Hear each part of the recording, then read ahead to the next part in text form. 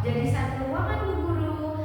Kelas 2 Bu Guru ajak belajar di kelas 1 karena Bu Guru Laila sedang tidak bisa masuk dikarenakan sakit. Jadi hari ini kelas 1 dan kelas 2 belajar bersama di sini. Kelas 1 di sebelah kanan, kelas 2 di sebelah kiri, begitu ya. Nah, sebelum memulai pelajaran, Bu Guru minta tolong kepada ketua kelas, silakan memimpin temannya untuk berdoa. Baik, terima kasih. Selanjutnya, Bu Guru ingin tahu dari kelas 2 dulu nih, adakah temannya yang tidak masuk? Alhamdulillah masuk semua ya. Dari kelas 1 ada yang tidak masuk, Mbak? Mas temannya? Masuk semua ya, alhamdulillah.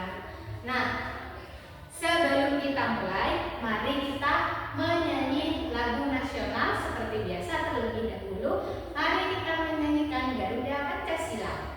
Apakah anak-anak sudah siap untuk belajar dengan Bu Guru hari ini? Oke, Bu Guru cek dulu semangatnya. Tepuk semangat.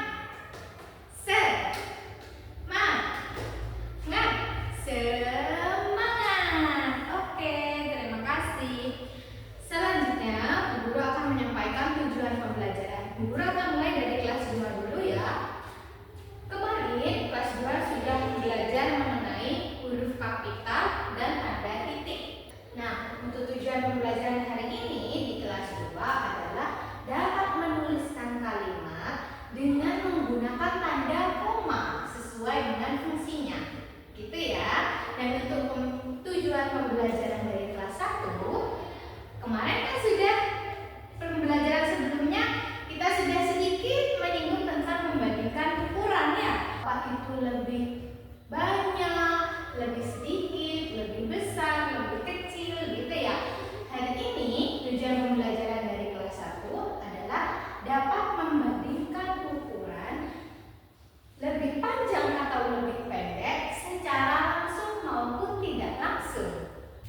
Baik, pertama Bu Guru akan ke kelas 2 dulu. Silakan anak-anak perhatikan di sini, dibuka bukunya halaman 95. Bu Guru akan menugaskan anak-anak untuk membaca cerita terlebih dahulu di halaman 95 mengenai berteman dalam keragaman. Di situ ada sebuah cerita tentang itik dan elang. Silakan anak-anak baca dulu dari halaman 95 sampai halaman 99. Nah, selagi anak-anak membaca, Bu Guru akan ke kelas 1 terlebih dahulu ya. Silakan dibaca dulu. Nah, untuk kelas 1, Bu Guru punya dua buah apa ini? Pita, betul. Bu Guru punya 2 buah pita. Bu Guru memegang seperti ini. Kira-kira anak-anak tahu nggak yang mana yang lebih panjang, yang mana yang lebih pendek? Bagaimana cara Bu Guru membandingkannya? Betul. Pertama-tama bendanya dipegang secara sejajar. Bu Guru kalau ini di atas begini boleh nggak? Tidak boleh. Nah, nantinya tidak sejajar. Kalau ingin mengukur benda yang nyata, maka mengukur panjangnya dimulai dari tempat yang sejajar. Bu Guru, aku mau mengukurnya di meja saja, boleh? Boleh, asalkan harus sejajar. Jika Bu Guru sejajarkan seperti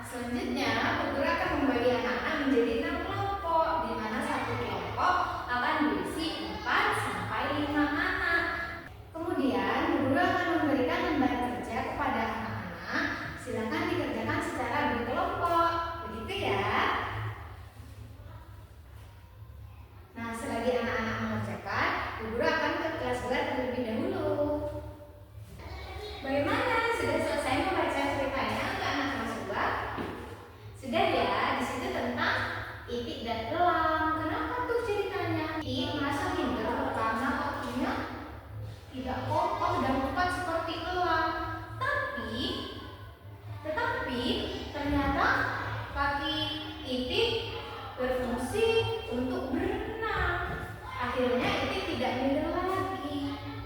Itulah keberagaman. Sebenarnya di balik banyaknya keberagaman terdapat kelebihan masing-masing. Begitu ya. Mungkin Itik awalnya berpikir kakiku kenapa pendek, tidak kokoh, tidak kuat seperti elang. Tapi ternyata Itik tidak sadar ternyata kakinya sangat berfungsi untuk berenang. Sehingga di cerita ini Itik bisa menolong ayam, betul, ayam yang tercebur di sungai, begitu ya. Nah, dalam membaca cerita tadi, apakah anak-anak melihat tanda koma? Melihat tanda koma seperti apa? Bentuknya begini di bawah Bu Guru, betul, itu namanya tanda koma. Fungsi tanda koma itu untuk apa? Tanda koma bisa digunakan sebelum kata tetapi. Contohnya ada di halaman 59. Itik merasa sedih. Tanda koma, tetapi hanya dia. Jadi di sana ada berhenti sejenak. Itik merasa sedih, tetapi hanya dia. Nah, kemudian tanda koma juga berfungsi untuk merinci beberapa unsur. Contohnya ada di halaman 96. Di situ ada penjelasan tentang kaki elang. Kan di situ banyak nih ciri-ciri kaki elang. Nah, karena banyak cirinya, maka dipisah dengan tanda koma supaya begini bunyinya. Kaki elang kokoh, kuat, dan berkuku tajam.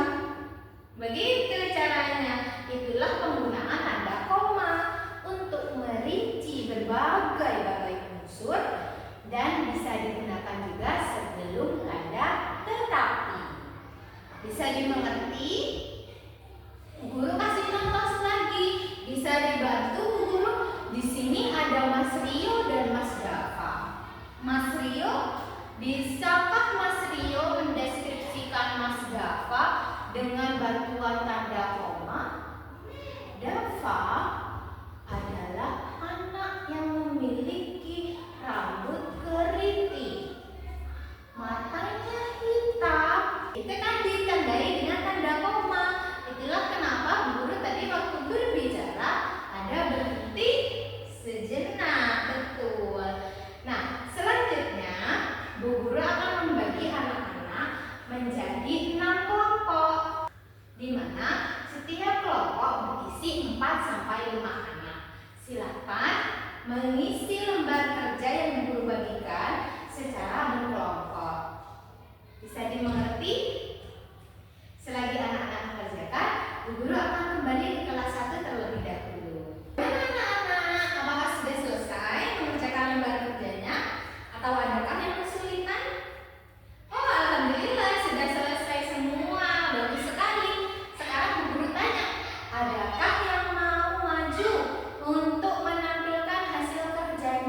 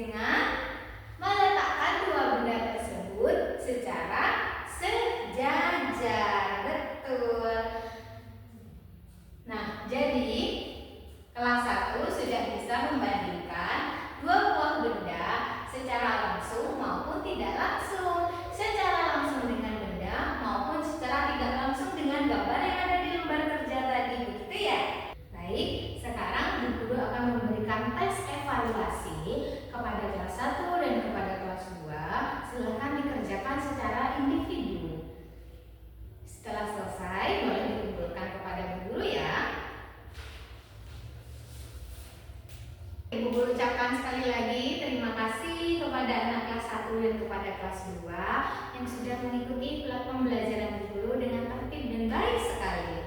Sampai bertemu di pertemuan selanjutnya. Mari sebelum kita mengakhiri pembelajaran hari ini, kita berdoa bersama-sama terlebih dahulu. Bismillah.